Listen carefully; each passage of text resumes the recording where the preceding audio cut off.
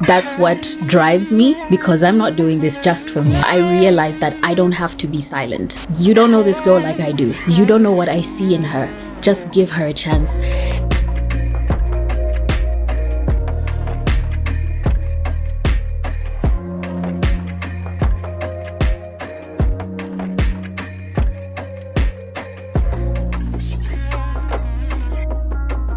Mwaka, it's so good to have you on Z Flashback. It's been one of those interviews we've been wanting to do for a long time, and so I'm so chuffed that you made some time for us. Thank you for having me. It's a pleasure.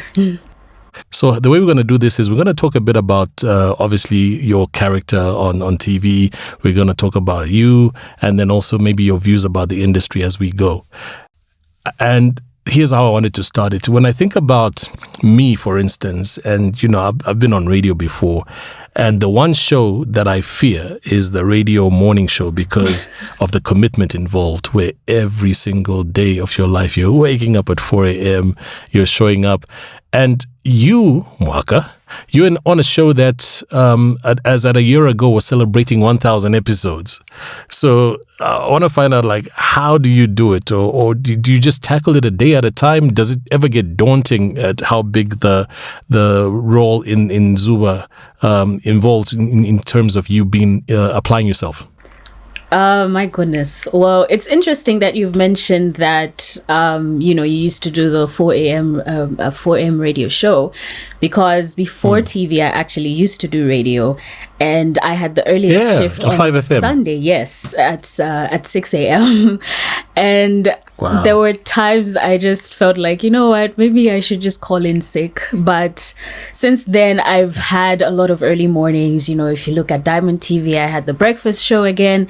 And I'm just like, I'm not a morning person. Why do you keep giving me the morning shifts everywhere I go? So coming to your question, it does get daunting, I won't lie. I do have moments where, I'll put my alarm on snooze so many times. And eventually, I just convince myself that, you know what, if I don't show up, no one else will, because I've been given a huge responsibility, and no one else has been given that responsibility. So if I don't show up, then everything else will be messed up. And so even if it does get tiring, eventually that's what drives me, because I'm not doing this just for me. I'm doing this for, the little boy out there who believes that he can do it, and maybe he has a few doubts. I'm doing it for the production team. I'm doing it for so many people who are relying on me. It is quite a huge responsibility. But yes, it does get daunting. And just checking, like, how long usually are the days when you're recording? How long do you have to be on set, roughly? Well, every day is a different day, honestly. There can be days where I'll be on set for just about 3 hours. And then there'll be other times when I will be on set for beyond 24 hours, actually. We have gone way past 24 hours before, where I'm on set at 6 a.m. and I'm only leaving the next day at 4 a.m. So yeah, it can get anywhere between that range. Yeah, a lot of people have that kind of saying where they say, if you do what you love, then you'll never have to work a day in your life. And I don't know if that makes it easier for you. Is it that you are so in love with your craft and your creativity that it's a breeze for you? I wouldn't say it's a breeze because I think anyone in the film industry or entertainment in general will tell you that it is not easy. The hours are crazy. There are days when things are kind of smooth sailing, and other days when things are crazy, equipment is acting up, everything and anything can just go wrong. But it really doesn't feel like work for me because I do love what I do. And even with all of these frustrations that come through, I still show up, because for me, I enjoy what I do, and it doesn't necessarily feel like a job. I sometimes think if I were to ever get back to the office, I'm not sure I can manage that. And that's why almost everything I've done in terms of work has been in relation to broadcast media and the film industry in general, because for me, it doesn't necessarily feel like a job. And that's why I even just put in 110% in everything I do. Not to say that I wouldn't do it if I was, in an office job. I always put in more than I should in any job. But with this one, it doesn't necessarily feel like it. And that's what I love about it. So, Mwaka, when I think about me and my growth in terms of career, particularly voiceover, there are times when I listen to like an old ad and I'm like, wow, what was he thinking? It's me referring to myself. And so how do you in your field track growth? Because you've been doing this for some years and I know you do different roles, but I'm talking specifically now about acting. Are there any things that allow you to kind of appreciate how far you've come from then compared to now? Oh my goodness. Honestly, when I look at old work that I've done, even before Zuba, I cringe. I'm just like, what was I doing? But it really does make me appreciate how far I've come, because I'm not the kind of person who will just look at my old work and go, okay, I will use that to sort of help me grow in my craft, improve perhaps the way I enunciate, the way I make my facial expressions, the way I, project, and so on and so forth. And I've also made it a deliberate action to have a mentor, an acting mentor, so that he can just coach me in ways that I can improve. And that's really helped me a lot. So as much as I don't like to see my old work, it does help me track my progress. And I'm one person who's all about progress. So I always like to measure where I'm coming from so that I see where I am now. And hopefully that helps me as well in the future, as far as where I would like to be. Who's your mentor? So I have an acting mentor. His name is Sungai. He's from Zimbabwe, but he's mostly based around here. And I also have a spiritual mentor who helps me more on the personal side, in terms of how to conduct myself, as a person, which has also helped me be very professional in different situations. Yeah. That's deep. I love that. I've also seen videos of you on because I follow you on all social media platforms. Why, thank you. I noticed I noticed sometimes that behind the scenes you're doing more than acting. You seem to be like directing or playing a role in different things on set. Is that what you're doing? Yes. I would like to venture into other things such as directing. I know that I will get to a point where I would like to take a more background, role, which is what I started in, honestly. So as much as I've been doing TV for a long time, I've also done videography, I've done directing, I've done editing. So I would like to get to a point where eventually I just take a background role and get back to that, because I honestly enjoy it much more. I know this is going to be a bit contradictory, but I enjoy being in the background more than I love being on screen. I don't know, I just like being in control of things. And so I feel like I have a story to tell. And I've done that part with acting, and with directing, I feel like I would love to help a lot of people, a lot of actors, just bring out the best way they can in telling stories, different types of stories. Yeah. I asked Maki this question because he was on Z Flashback not too long ago.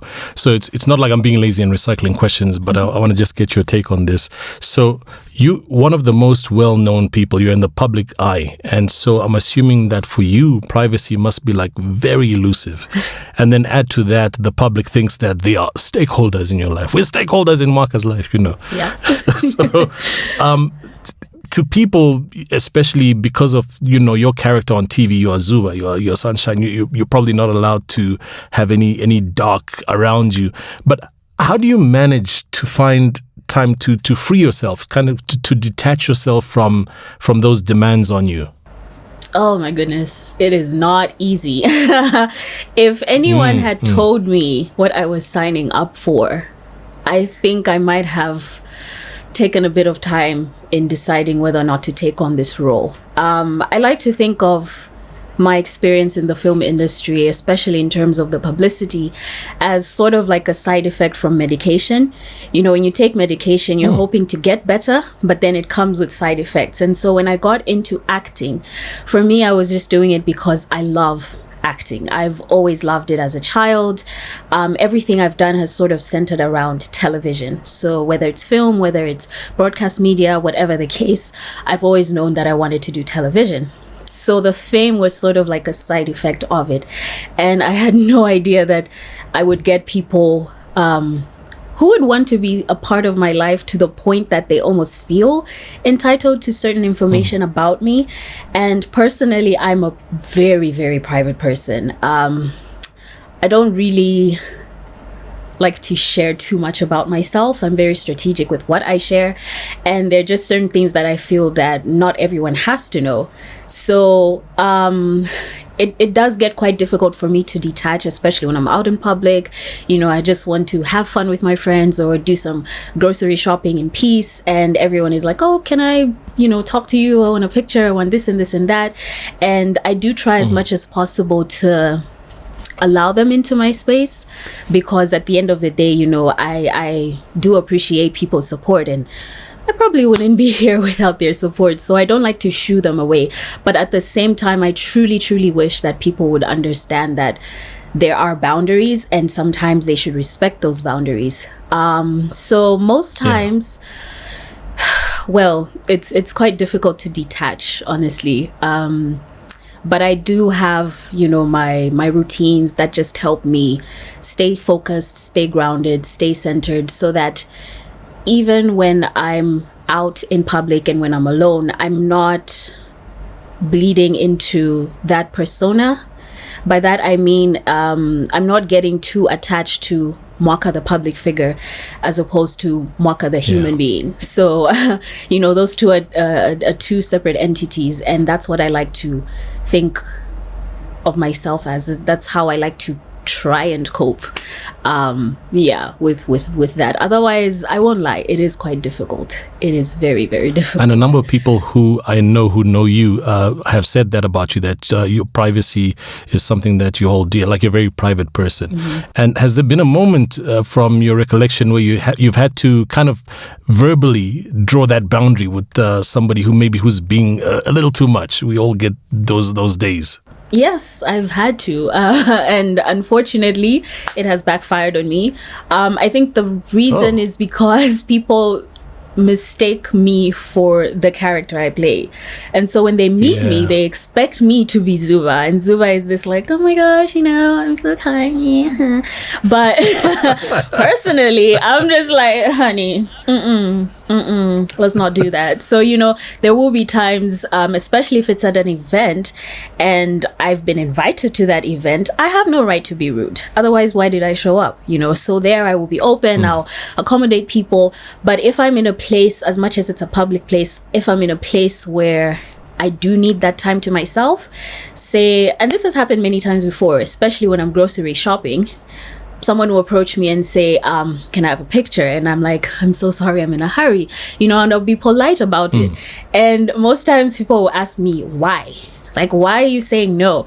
I'm like, you asked, first of all, it's a yes or no question. And secondly, you can see that, I have maybe a trolley full of groceries. You can see that I'm in a hurry because I probably don't even have time to do those groceries. I have to get back on set, and I'm just trying to steal a bit of time, just to use that to do my own personal errands. And me taking even 1 second to take a picture with you is going to just mess up the entire plan. And so I'm just like, you know what? I really wish I could, but I can't. And people just don't seem to understand that. So I've had to draw the line a few times.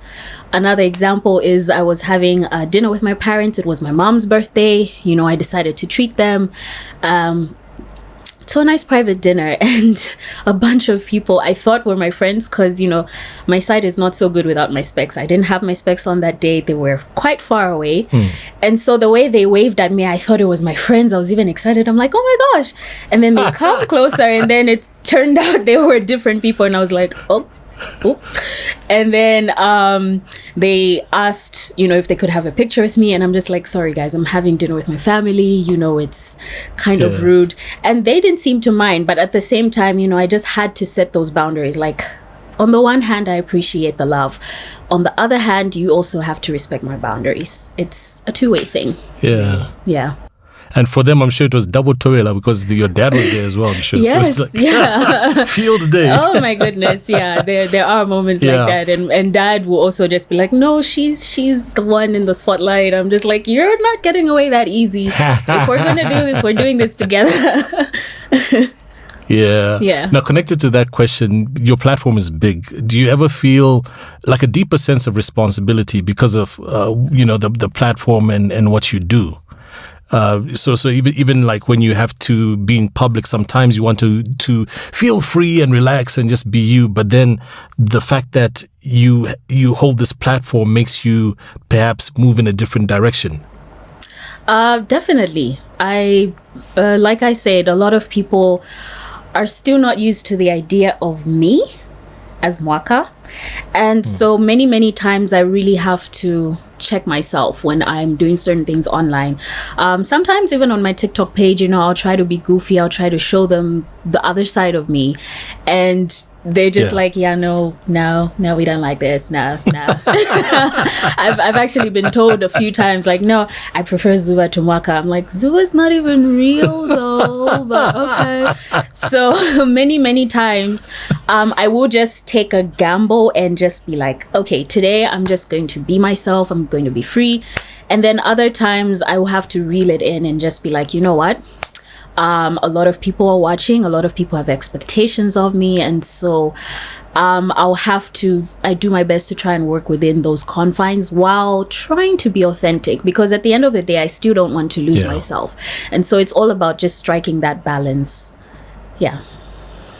Okay. We're not dwelling too much on Zuba for the rest of this, conversation, but I want to just check something with you. It's an interesting question, and I want to get your take on it. Maybe it doesn't have an answer, so no pressure. But what has Zuba taught you about Mwaka? A lot of things. Okay. What has Zuba taught me about Mwaka? Well, Zuba has taught me that Mwaka is a little more resilient, more stubborn than I'd like to think of myself.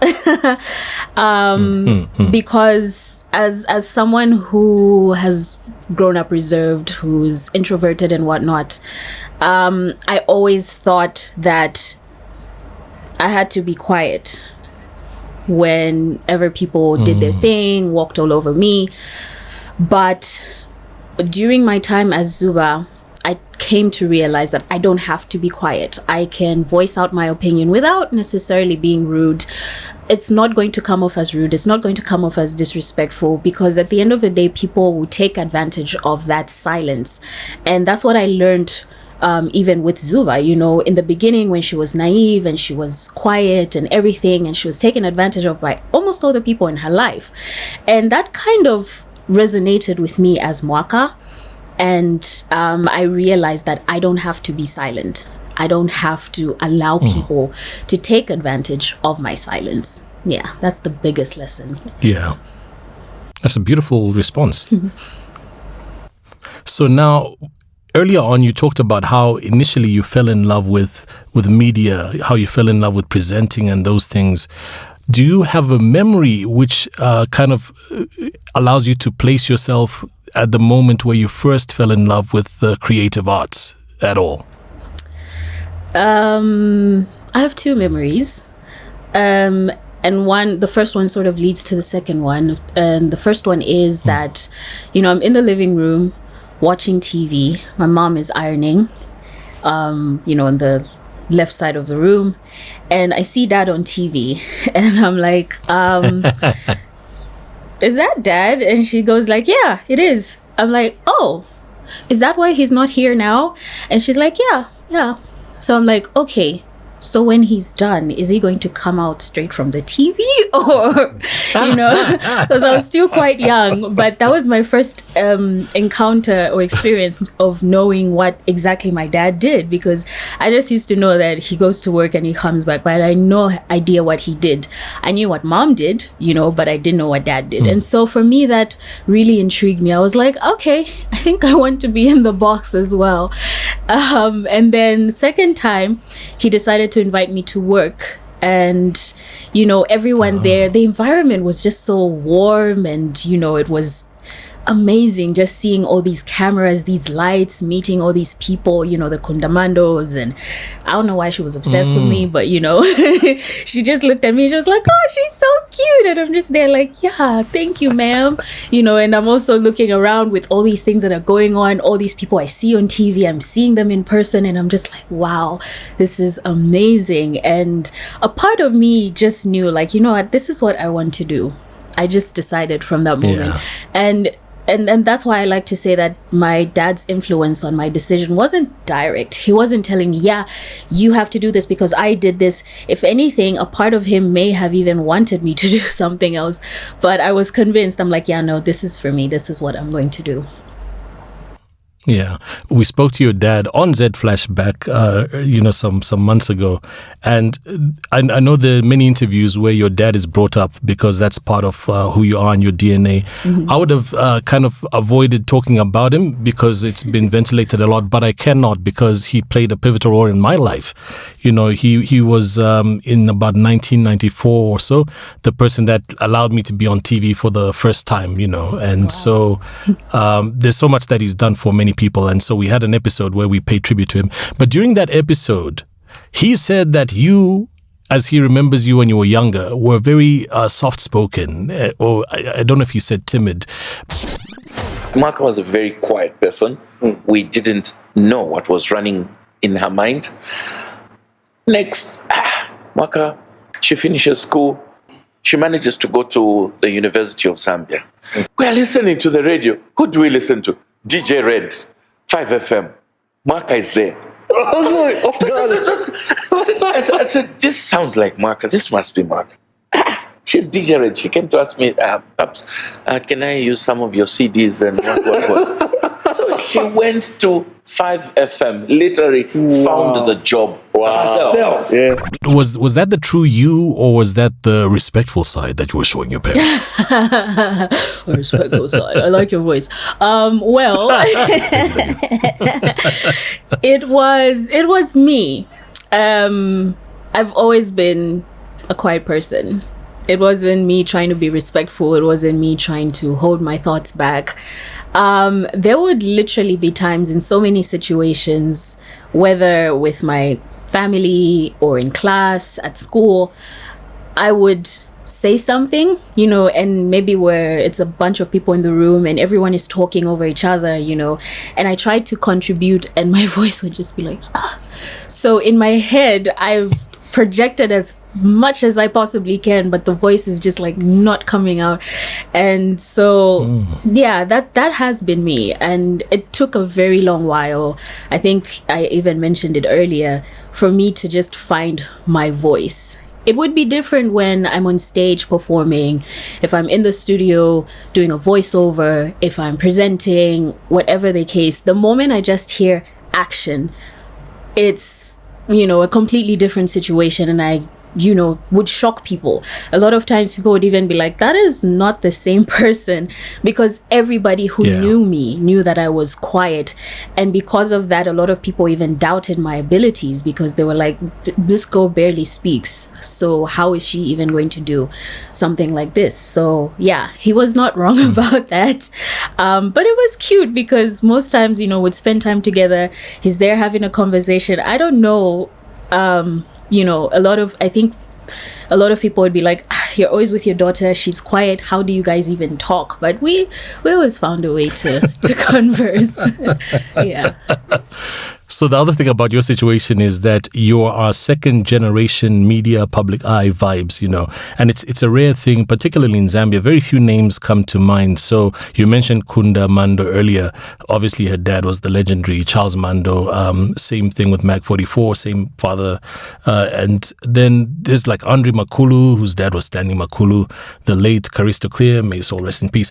With Mr. Mugala, is there any advice that he gave you which was memorable, which you still carry with you till today? Wow. He has given me a lot of advice, which has really carried me through so many situations. But I think the most memorable I can think of right now, because there's like so much going on in my head and I'm just like, which one do I say, but he always tells me to be humble, and I can see why that is important, because, you know, one thing I've seen for myself and even experienced to a certain extent being in the public eye is it's very easy to get lost in yourself. It's very easy to get lost in that world. Everyone is giving you all these accolades and, you know, they're like, oh my gosh, we love you so much. We love you so much. That can get to your head very easily. And so if you don't allow yourself to remain grounded, if you don't allow yourself to remain humble, you can get lost in that. 2-3 years down the line, you don't even know who you are anymore, because you are chasing this fame. It's like a drug, and you're constantly trying to get that attention, because you're like, oh, they liked me because I did this. Maybe if I take it up a notch higher, then they'll love me more.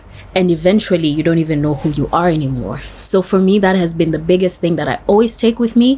Even as I pray, I say, Lord, keep me humble, because at the end of the day, fame comes and goes. And so if I get to that point where my head is like, yeah, it's so big, and then I lose that, then I'll have nothing. So for me, that has been the biggest thing. I think that has helped me in my career. And also just seeing how he carries and conducts himself. There's a lot to learn, even if he doesn't verbalize it. If you just kind of see the way he moves through spaces, that's a lesson in itself. I mean, I've learned that.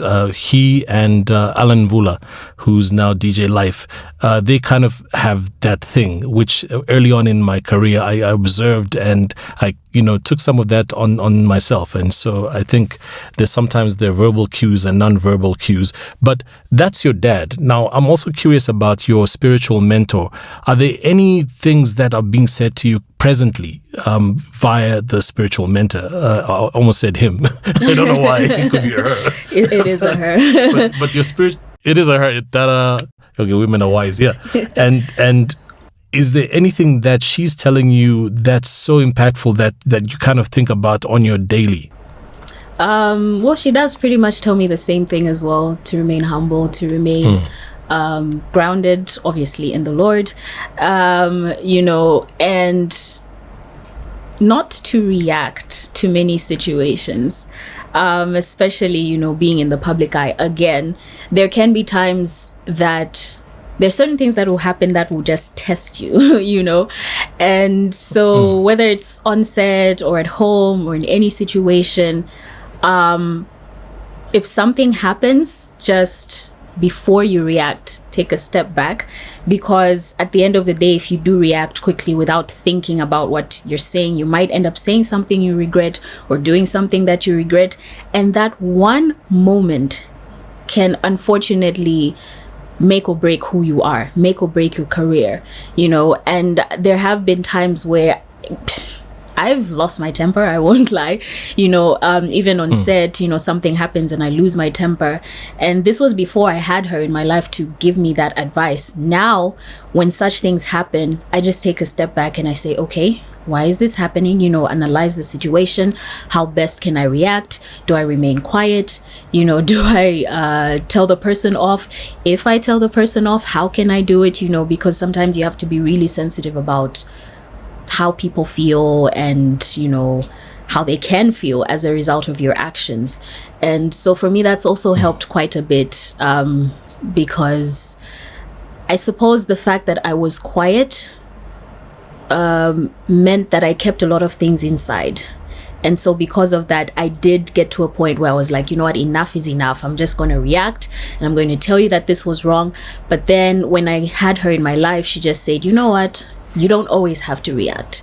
There's certain situations that happen to just test you, and you don't have to react to everything. It's not necessary. And so I think for me, that's also been something that has helped me quite a lot. Yeah.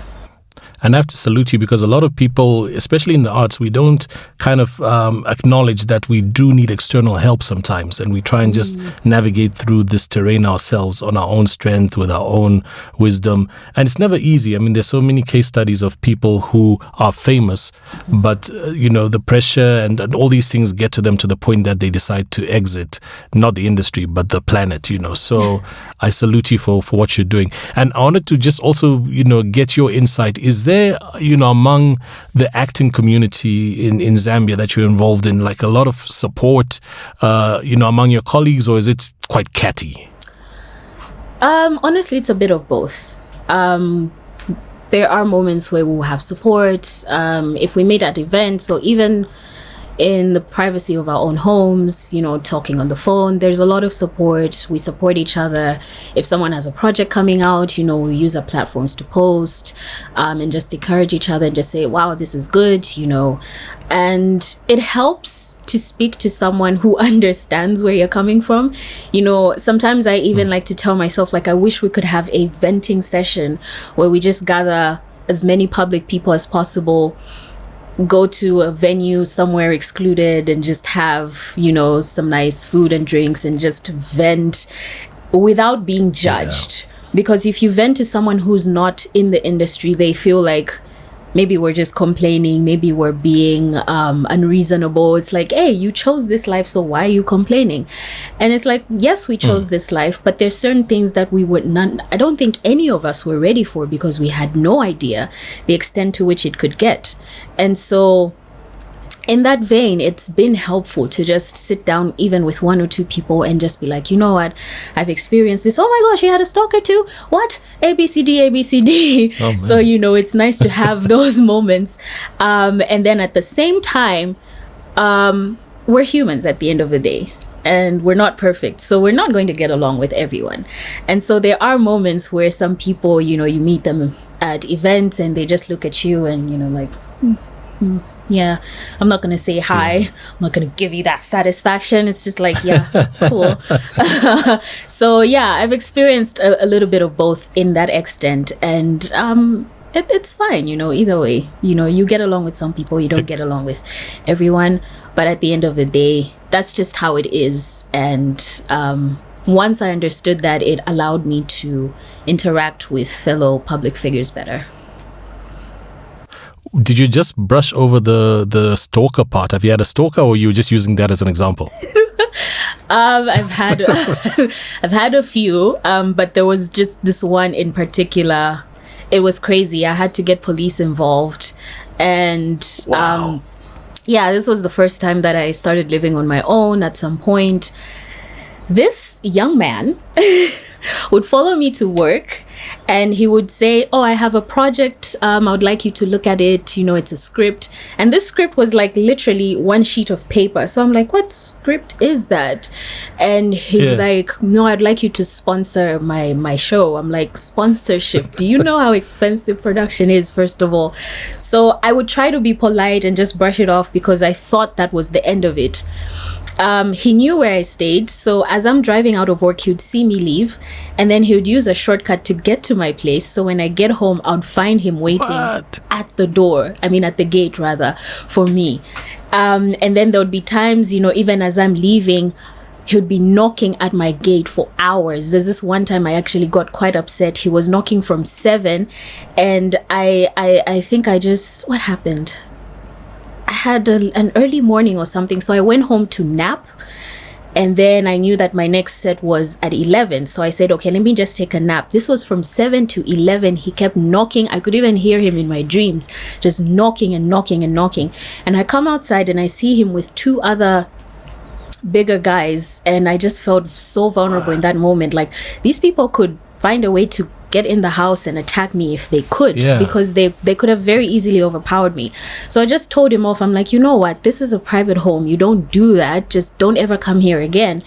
And he didn't stop, so I got police involved. They came through, spoke to a few people in the neighborhood trying to investigate who he was, and then eventually they found him and just said, you know what, stop. He stopped. Cool. I thought I'm done. 2 years later, on set. 2 years? 2 years. And this was what scared me. I was like, I thought this guy just moved on and forgot. 2 years later, he comes on set, and he was an extra in one of the prison scenes we were doing. So I'm there trying to enjoy my breakfast. I got like some food, and I was eating hungrily. You know, when you eat while you're hungry, you don't look very good. So you're just there, and he sits next to me, and then I'm like, you know, with food in my mouth, and he goes like, yeah, you know, I'm a fan, what. I'm like, oh, thank you so much, you know, I'm trying to be engaging. Then what gave it away was he said he had a script. I'm like, not this guy again. Immediately he said that, I knew it was him, and I was just like, oh my goodness. And he pulled out the one pager. He didn't pull it out immediately. He said he would bring it over to our production base so that I could have a look at. So I'm like, okay, cool, yeah, you do that. But in my head, I was just like, oh my goodness, I was so creeped out. And so wow. I get back to production base, and there he is as I'm leaving. In fact, before I left, someone came to me and said, oh, there's someone looking for you.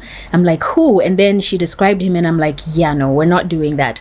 This guy waited for about an hour or so. As I'm leaving, he's like, yeah, so I've brought the script that you said, what. So I said, sorry, yeah, no, you know, just quickly brushed him off. And then I left. Yeah. And then I decided to bring it up with production and say, you know what, there's one of these extras, please just be on the lookout because I don't feel very safe. And then everyone, he posted on the group, the production manager, and then everyone now started saying, wait, this guy, he keeps asking about you. He keeps saying that you're doing a project together. He keeps saying that you're sponsoring his show. He keeps saying ABCD. And I was just like, I was at a loss. So again, we had to involve police.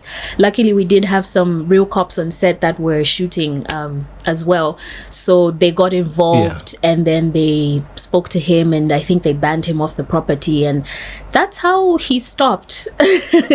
So since then, yeah, I haven't had an experience with him in particular, but that for me was the scariest because like he knew where I lived, he knew where to find me, he knew my schedule, and I was just like, I've never experienced this before. I did not even know this happens, you know. So yeah. That's crazy. Yeah. Well, on set right now at Z Flashback, there's some hefty guys. Guys, let's make a plan. Z Flashback security. No, sorry, but I had no idea, and I think it's different because, like, if I think about me, one, I'm a guy, so I suppose I'm the father of daughters, so I now kind of have a lens where I am more empathetic to situations where, I kind of think about, like, what if that was my daughter, you know? And yeah, man, it's a crazy situation. So I don't get that stalker vibe much. Also, I'm old now. Hey, you never know. Maybe there's a silent stalker on your pages, know, right? Just watching, not saying anything. Yeah. Yeah. No, man, but I hope, like, from the bottom of my heart, I hope, like, your security situation is well. And I just hope, like, you know, I wish you good people coming your way, you know. Thank you so much. Because that's like a crazy story. Yeah. Okay, I've only got two more questions. So sure. One of them is this. We had Grace on the show, Grace Ramsey, not too long ago. Mm-hmm. And she spoke about a person called Becky. Becky started to identify these other strengths in me, and she's like, Grace, have you ever considered anything else beyond acting? And I'm like, no, for me, it's just Hollywood, you know, and that's where I see myself, Oscar award-winning actress, and that's just the dream, just acting. And she's like, you have other strengths, you really should explore it. And that is where the producing part came in. I've never met this Becky person, but I'm fascinated about people who are behind the scenes who say something that changes somebody's life. So she talked about how Becky kind of, you know, said something that changed the trajectory of her life on set or whatever. And I was watching an interview with you, and you also said something about this Becky person. Becky with the good hair. Maybe, yeah, exactly. So maybe one, you could kind of let us know who Becky is, but more importantly, what's your view on people who can say a word that can change, you know, somebody's life? And do you kind of see that happening in your own world? Because sometimes it's happening with me of late. I say something that sounds like it's simple, but the impact and how it's magnified in the person I'm talking to is like crazy. Okay. So Becky is someone who believed in me when I didn't believe in myself. My first encounter with her was in 2012, I think. I was still at UNZA at the time, and so they had a little bit of a project for us to do, a workshop rather, which was a film workshop, and it was scheduled for 2 weeks. So in the first week, I did script writing, because that's where I wanted to go. Second week, I was torn between directing and producing, so I was like, okay, I'll do directing. Apparently, one of the trainers rather, who was an actress from Generations, looked at me and told Becky, that girl needs to be an actress. And so Becky was like, oh yeah, let me talk to her. And she was like, you know what, you need to do this acting course. I'm like, I'm not really interested in acting. I just felt like at the time the industry wasn't very favorable for actors. So I was like, even if I do this training, where's it going to take me? Let me just do something that I might as well use. And I really wanted to do directing, but Becky just like really said, you need to be an actress. So I'm like, cool, fine, it's free after all. So I did the training. It was very interesting. I think that was one of the first few times that I came out of my shell. And after that, we graduated, we did short film projects, we're divided into groups, and it ended there. I even forgot about it.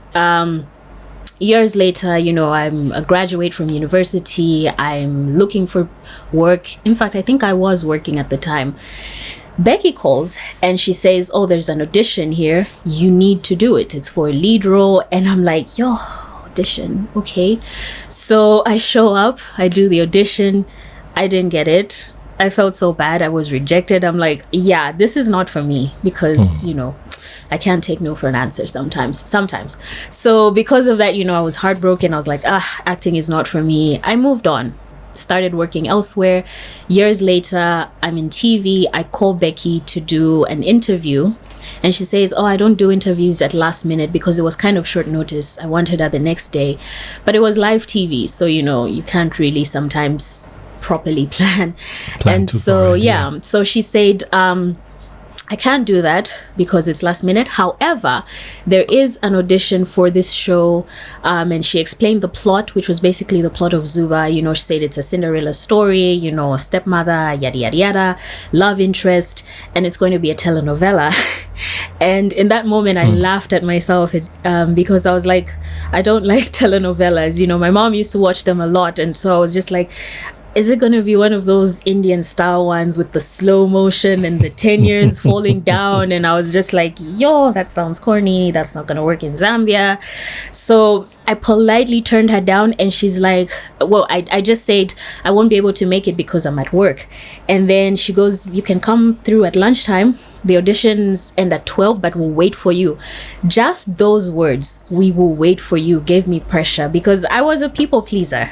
I don't know if I still am. I hope I'm not. But anyway, she just said, yeah, we'll wait for you. And I'm like, this woman believed in me so much, and I'd hate to disappoint her because I haven't done anything with my acting training. So I said, you know what? I will show up. If I fail, it's not the end of the world. I already went in with the mentality that I would be rejected again. And she just kept pushing for me. And she didn't necessarily tell me, but a lot of people would say that, this Becky woman just believed in you. She believed this role is yours. And so even if, the decision makers at Zambezi at the time were like, yeah, no. And one of them actually met me at MultiChoice. And he's also one of the people who didn't believe I could do it because I was quiet. Back to the silence thing.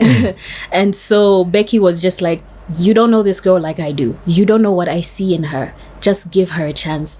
And years later, here we are because of Becky. And so, many times she's also just given me a lot of advice on how to deal with the industry, how I can grow in the industry. And so I think Becky is that one person a lot of people have encountered that will tell you that she roots for you. She will fight for you if she believes in you. That is the kind of person Becky is. Moving on to the second part of the question. You know, there are times when I have just said something simply to someone. I've had conversations with people, maybe someone I've met for the first time or someone I've known, and I'll just say one or two things lightly, and I'll think, you know what, they probably won't even remember what I say. But years later, that person can come up to me and say, you know what, that thing that you say to me that day is actually what helped me to do this and do that, and it's changed my life. Yeah. And for me, that was, you know, it really touches me to hear that, because sometimes I'm not aware of the impact that I have on people until I'm aware of it, until they let me know. And so even if you can say one or two simple words to someone, you don't know how that will impact that person.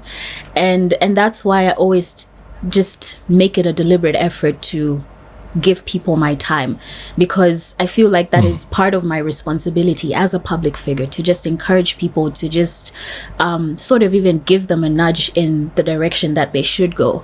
And yeah, so that for me was really, really eye-opening, and I think I'm actually grateful for that. Yeah. You know what happens? Sometimes people just say influencer, and it sounds like a frivolous term, but that's a real influence. It is. I Influencer, capital I. I don't like to use the word influencer because it's been misconstrued, especially in the Western world. Exactly. You know, a lot of influencers have this entitlement. Like, they can just go to any restaurant and be like, yo, serve me free food, or I will tell my followers, my 2,000 followers, that your food sucks and no one will come to your restaurant. But I think the real influence is sometimes silent. You know, people will look at what you do, just observe what you do, and by your actions they will be like, you know what, yeah, I think I can listen to what she says. Or you're selling a product, if you don't even believe in that product, it's going to show. And that's why most times, even when I'm, you know, when I'm doing endorsements, I only do things that I believe in. Yeah, that I genuinely believe in, because I don't want to sell something just for the sake of the money. I want to sell something because I genuinely believe in it, and I genuinely believe that it will help someone out there. And so I don't like to call myself an influencer, but I do know that I have influence. And for me, even if you hold influence, you do. Even if it's just one or two people, for me, I just feel like I've done my job. Yeah. We're drawing to the close. I've got two more questions. One of them, and I'm asking you this because you're the only person that I've spoken to who has a show that revolves around their character, a show that is named after the character. So do you know what the plan would be if you exited the show for any reason? Not a dark reason like you die, you know, but maybe you decide to go out of the country. I don't know, whatever other reason. Do you know what the plan would be? I honestly don't know. I think about it. Cool. I think about it many times, and you know, there have been moments I've had where I am tired, I am at my last, like I don't even know where I will get the strength to just show up, and I just think to myself, so what if I just decided to just stop? What would happen? That is a big question that comes to me so often, but I've never really had an answer. And a lot of people around me will say, yeah, but if you leave, then the show is done and blah blah blah. And I'd like to believe that, but sometimes I also think, you know what, whether the show ends or not because of my leaving, I don't want to take advantage of that. I don't want to think or become big-headed and think, yeah, if I leave, this show is over, you know, and then just walk away, because anything can happen. What if they find someone who looks and talks like me, you know? This world is crazy AI. Like that. Yeah, you know, so I really don't like to entertain that thought, because that can be the first step of me getting a big head, and I'm just like, yeah, no, it is what it is. They'll start a show, they'll call it Mwezi. Yeah, they'll just say, oh yeah, she got into an accident, she had memory loss, and now she's trying to find herself. Like, there's so many possibilities. She had plastic surgery in Mexico. Exactly, you know. She's back.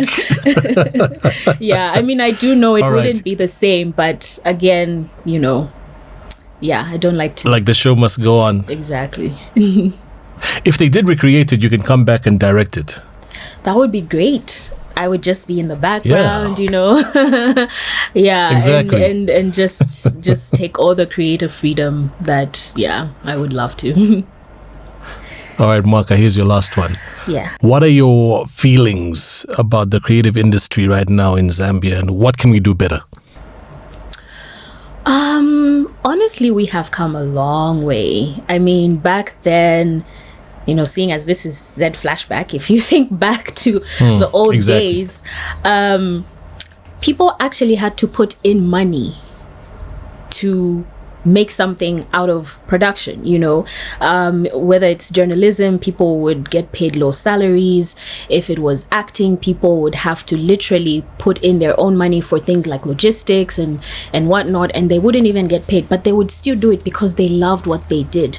Those are the people who paved the way for us now, and I'm actually even honored to have worked with some of them, because, you know, growing up watching such people, it was just a monumental moment. Like, wow, you know, we actually have actors in Zambia. I don't know why we're so obsessed with acting, but film, I think, is just something that's, you know, great all over the world. And so we've definitely come a long way. Our equipment is better, our stories are better, our acting is better, our crew is better, because now we can have from 10 to 200 people just on crew, whereas before you would have one or two people, one person doing everything. One person is doing the lights, one person is doing the sound, one person is filming, one person is doing everything. So even when you see the credits, it's just one name, you know, sound, one name, lighting, one name, camera, editing. But now at least we can have different people on crew. We can even learn terms like, you know, rolling, cut, set, all those things. These are things that just felt like they were out of reach, but now they are within reach. So we've definitely come a long way, and I still believe that we have quite a lot more to do in terms of ethics and professionalism, and hopefully as well we can get to a point where we can have proper representation. You know, other industries have, you know, unions and whatnot. And for us in the industry, sort of freelance. So, you know, a lot of times people who have grievances, they don't know where to go, you know. So I think in that way, that is one way in which we can improve. And even just for people to take deliberate steps to be ethical and professional on set. There are times when you will go on different sets and people can be insensitive with the jokes they make. You know, maybe an extra comes on set, and because you're used to each other, you have a way in which you joke, but then you say something and then that one person who's new on that set will not take it well. So I think just in terms of proper training and in terms of proper representation, that is one thing that we can definitely improve on. So we've come a long way, but we still have a long way to go. I always believe there's room for improvement in any situation. Fantastic. Yeah. As soon as you said professionalism, then a phone went off on set. Dun, dun, dun. Just to prove my point. But speaking of coming a long way, this is my last one. I was thinking about it the other day, that when I was a kid, there was a football team called Profound Warriors. And that was before NAPSA was NAPSA, it was ZNPF, Zambia National Provident Fund. And the players from Profound Warriors had to have like a day job at the company. So they needed to maybe, like, you know, if you're good at football but you are part of Profound Warriors, you needed to be like maybe an office orderly, or, you know, a role in the company so that your salary can be justified. But now NAPSA stars, I'm sure some, if not the entire team, is just pros. So there are slices in time where things just change. And I think even with the arts, the way you've described it, I think that's our piece as well. Yes, for sure. Yeah. Mwaka, thank you so much for coming through to Z Flashback. It's been warm. It's been exactly as we imagined it, and I wish you all the success. Thank you so much for having me. This was my pleasure, and I'm honored to have spoken to you as well. I am kind of a fan. Thank you. We're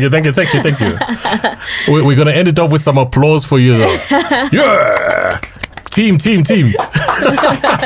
And then I'm gonna borrow a word you said now that we're in industry people. And cut.